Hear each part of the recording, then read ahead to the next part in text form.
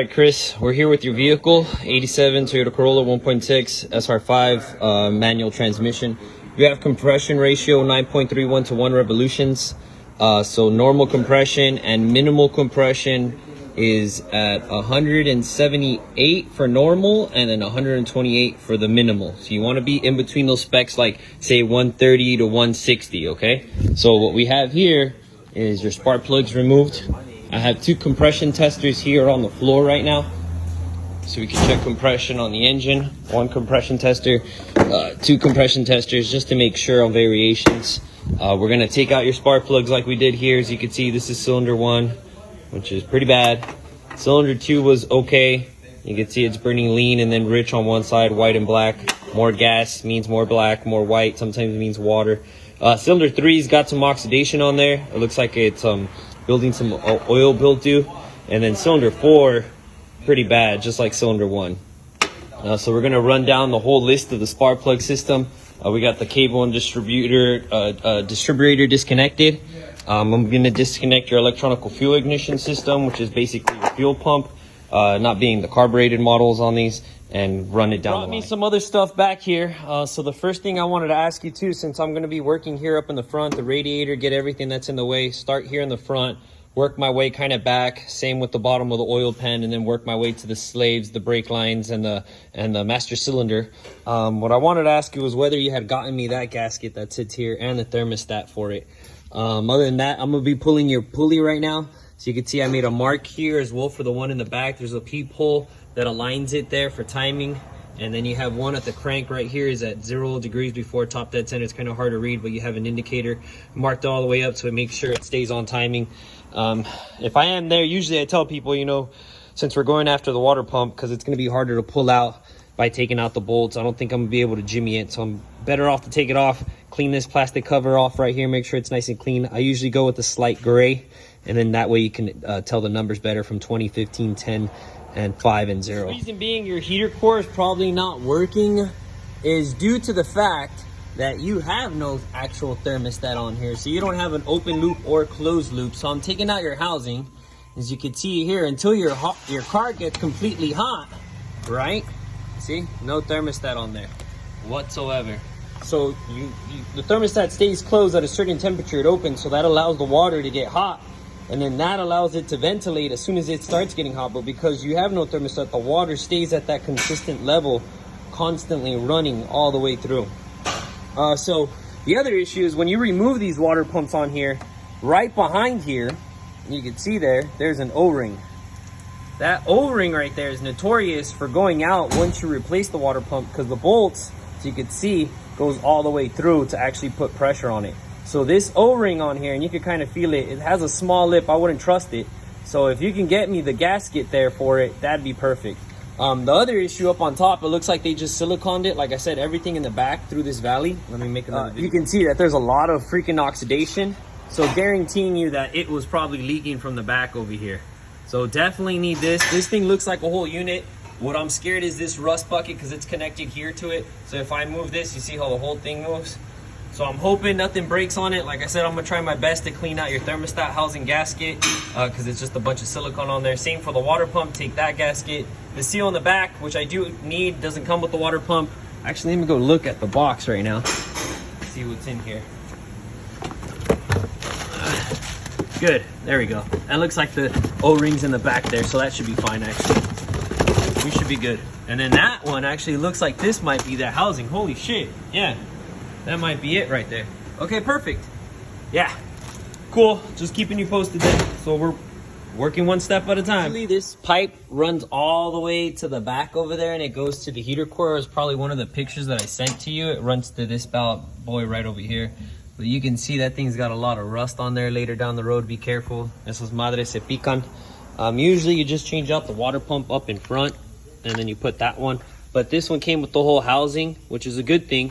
So that's where the thermostat's gonna sit. This is the back piece that I had to take underneath, which was a bitch to get to, because it actually, these 2 bolts, it's a good thing I had a swivel socket so I can actually get the one up on top. But there's not a lot of room on this thing, you see, to get an actual socket there.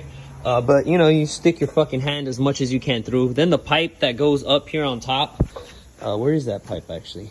Holy shit. I gotta look for the pipe that connects from this one to that one, has 2 O-rings, so I'm hoping it's in the set. I'm gonna look at that. Other than that, it looks like I was gonna do the timing marks fine, but I was thinking too is maybe we have to adjust your valves. Maybe that's the little ticking noise you might start having, so I gotta rotate and make sure the egg lobes are down, pistons all the way up, and make sure the lash is okay with the filler gauge. So working with this engine, getting it at 0 degrees before top dead center. As we can see here, we got it at top dead center. We got the cam all the way up. So this model goes intake, exhaust, exhaust, intake, intake, exhaust, exhaust valves.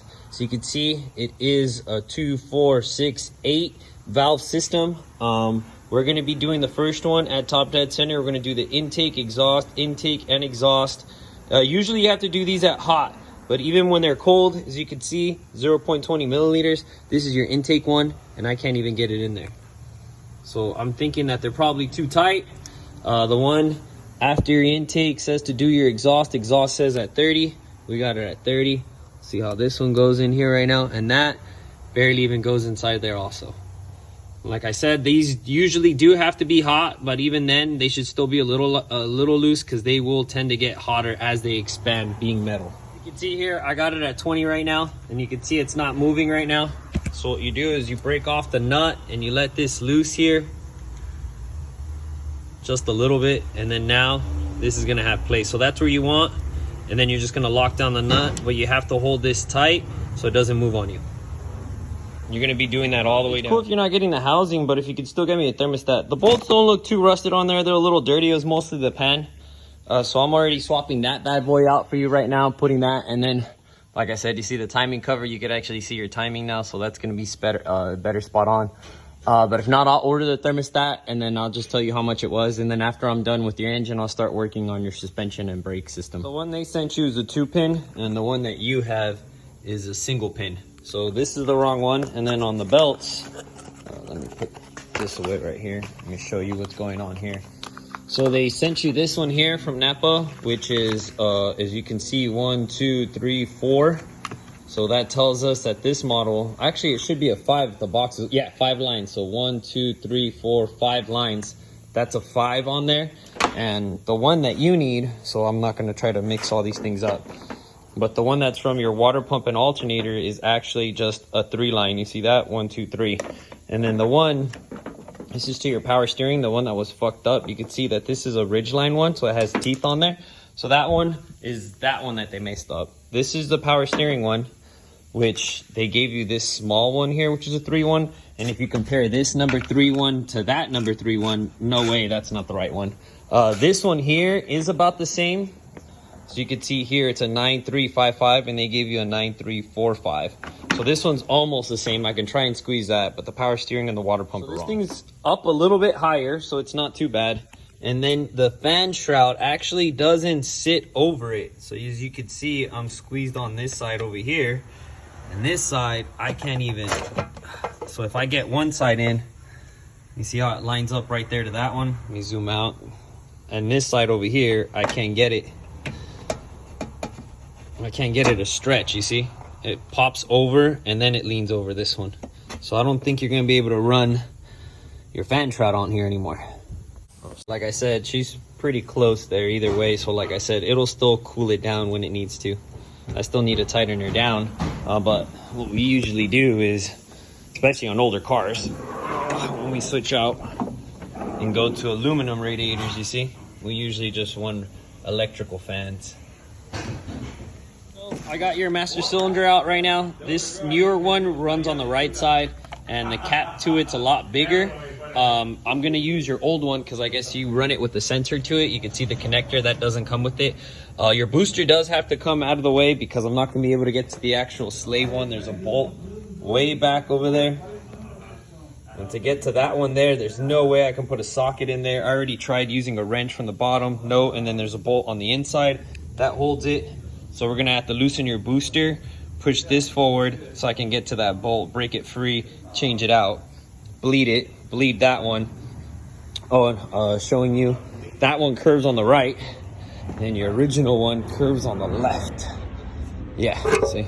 So this one's on the right-hand side instead of the left-hand side. So it might be an updated version for it, but you can see here, that this has a cap. I'll take it off and put it on the other one. It's kind of dirty. I'll try cleaning it and go from there. See, got the booster out, got the new slave in there, already bled it. We're gonna put that one on there, tighten everything back up. Had to take off all the plastic stuff on the inside to get to the bolts.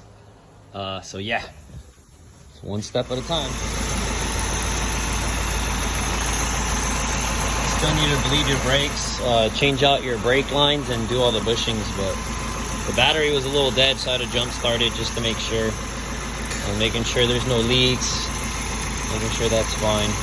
But your vacuum pump is only making a little humming noise. You'll probably hear it right now, right there. That's normal, so that's fine. The front brakes, but your brakes are still amazing in the front, bro. Like, you have plenty of padding in there. They're not low.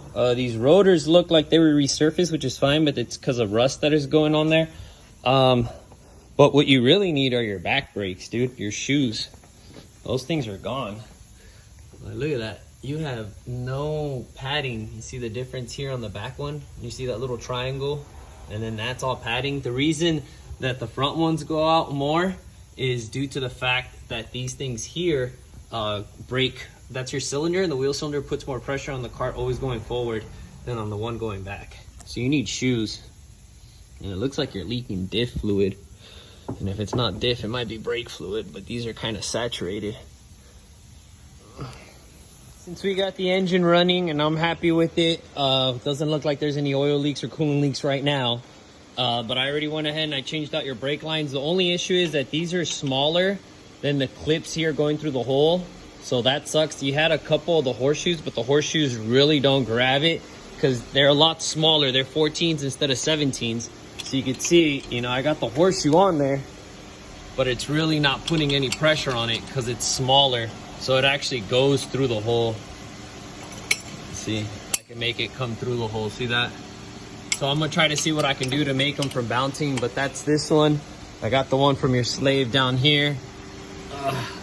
That one's been replaced, and the brake one in the back, this one's been replaced. Differential service, yeah, simple drain and fill. We probably make another video, but these are the sway bar one links. These are the ones to the small rack and pinion, and this is the one to the arm. So it's this bushing, this bushing, this bushing, that bushing, and then it comes with these right here, and bad boys here, which are for all the other arms. So this is the lower arms here to here, and then you have the upper arms, which are these up here to these up here. Usually it's better just buying the whole arm, and they have like adjusters here so you could kick back, and but right now, I mean, that's what you want to do. This is the whole front one. As you can see, we're putting this bad boy here, the new bushing that goes here on these arms. You have to take the whole control arm out, and those are going to be your new sleeves that go inside there. That's that one, that's that one. This is the one for the arm, see, control arm. So yeah, that looks like you got everything. The new sway bars are different on these. So you're gonna be switching this whole thing out with one bolt and all the bolts, washers. Right, bro, we got the whole front suspension done now. As you can see, these are a one hole bolt now. These were a bitch to put on because of pressure. These were horrible. I had to heat them, fucking smack them out with the air hammer. This is gonna be for your transmission. It's gear oil. As you can see here, it already kind of smells burnt. Look at that. I wouldn't say it's completely bad, but for sure, I mean, if I can catch some on here, you know, there's definitely some metal debris in there. Not too bad, but that's okay. You can see it shining there. Probably get it in a little funnel right now and show you. So it's gear oil for the front and gear oil for the back. So simple. This is your filler, this is your drain. So I usually just let that drip out. We'll get a cup so you can see the clearness of it. That one's already full. I might have to toss this one out. Tranny fluid. All right, so I cleaned up my cup. We're gonna loosen this bad boy up here. All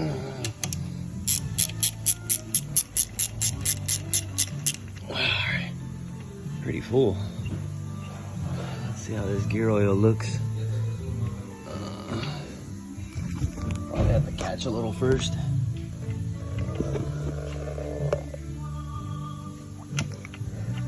Close her up. Oh yeah. It looks dark. Just getting my light. Oh yeah, definitely some metal debris in there. Oh yeah, tons of metal in there. You can see it shining. See that? Some straight out Twilight shit right there, bro. Oh, 240s are nice. This is the one from your, oh shit. This is the one from your diff, bro. See, you barely even had anything in there. I know, dude. No, it's not a measuring cup. All right, Christian, I got this red one there. We got that red one here. We got the red ones to the sway bars. The sway bar bushing and the sway bar links up on top. I took off the upper control arm for the rear. As you can see here, this is your lower one. The only box I have left now for the suspension that you brought me are these bad boys, but they don't look bad. Like, honestly, these things look amazing. These are the upper ones. So of course this one's the same one here. They look good. There's no cracks on them. Not too sure if you want to switch them out or wait till they go bad and then switch them out, you know, because there's literally no cracks. Like, that's small, that's minor, and that's just the outer edge. That's exactly kind of similar to the one that's up on top here, maybe. I mean, small cracks really aren't anything, but let me know. This is the lower one, and the bushing still looks good. Usually when bushings are bad, you'll have some play, but there's no play. That's just my hand moving. So that's good. One up on top. I'm gonna take her out just for shits and giggles right now, and I'll send you another video. They look good, dude. I don't think we should change them out, because then they're gonna be harder to take out too. When they're broken and old and brittle, they're easier to pull out. When they're brand new, they're a bitch. Well, yeah, I'll do the bushings. I put it back for right now because I was waiting on a response, but you can see these things are all saturated with some kind of fluid, right? So I was thinking either it was your differential one, but it looks like your wheel cylinder is actually leaking. So there you go. So you need wheel cylinders. I already ordered them. They're on their way. And cool, I'll do the bushings on your arms. You can see the new wheel cylinders here. You can see the amount of brake padding on there. I still need to resurface the rotors because these things are saturated with brake fluid. So you want to make sure. Sometimes they penetrate through the metal, and even if I resurface them, what ends up happening is they cause smoke and they cause it to heat up and sometimes get stuck onto the actual brake and drum. So worst case scenarios, you might need drums later down the road, all right? But you can see here, this side isn't as bad. It's not leaking. I'm gonna clean them, but while I'm here, you might as well change this cylinder as well. Just because if not, then this was going to start to leak later down the road. You see, there's some slight moisture on it. Nothing too big, but for sure you got to do that. And the good thing is I haven't bled the whole system yet. She's out. She drove quick too. It took it down the street like 5-6 times already, and she's idling perfect. Later, Rich.